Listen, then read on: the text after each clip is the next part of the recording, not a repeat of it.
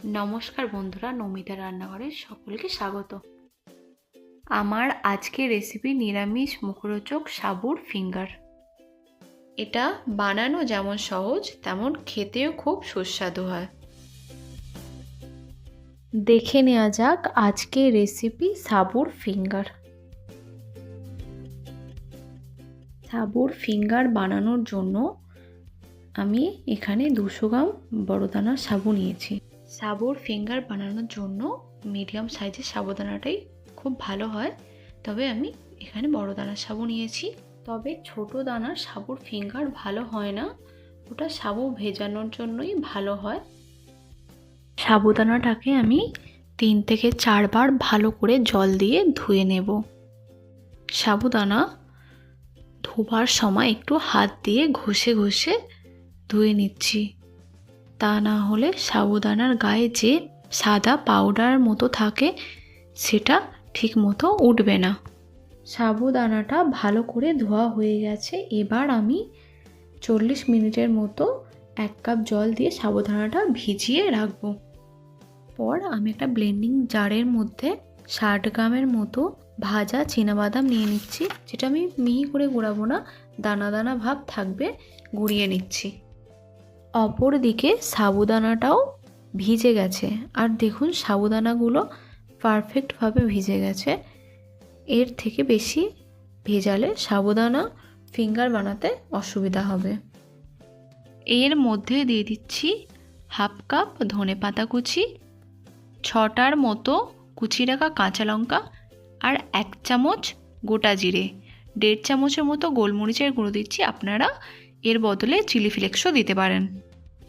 এরপর দিয়ে দিচ্ছি গুঁড়ো করে রাখা ভাজা চীনাবাদাম, স্বাদ মতো লবণ, আর নিয়েছি একটা বড় সেদ্ধ করা আলু। আলুটাকে আমি গ্রেটার দিয়ে গ্রেট করে নিচ্ছি।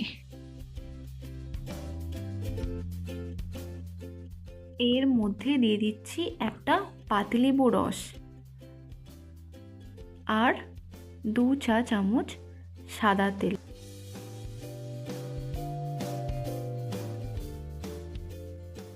সব উপকরণগুলো আমি একসাথে ভালো করে মাখিয়ে নিচ্ছি।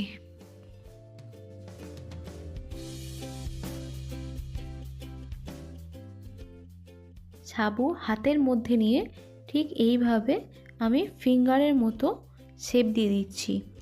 যদি শেপ দিতে অসুবিধা হয় তাহলে হাতের মধ্যে একটু সাদা তেল মেখে নেবেন।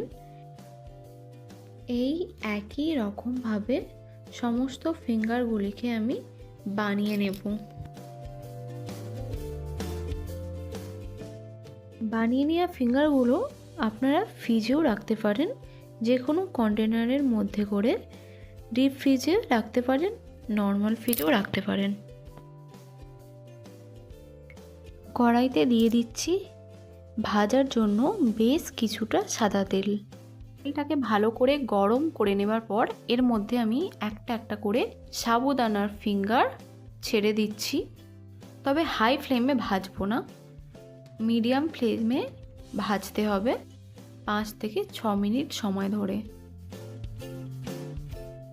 ফিঙ্গারগুলোকে আমি মিডিয়াম আঁচে ভালো করে ভাজতে থাকবো।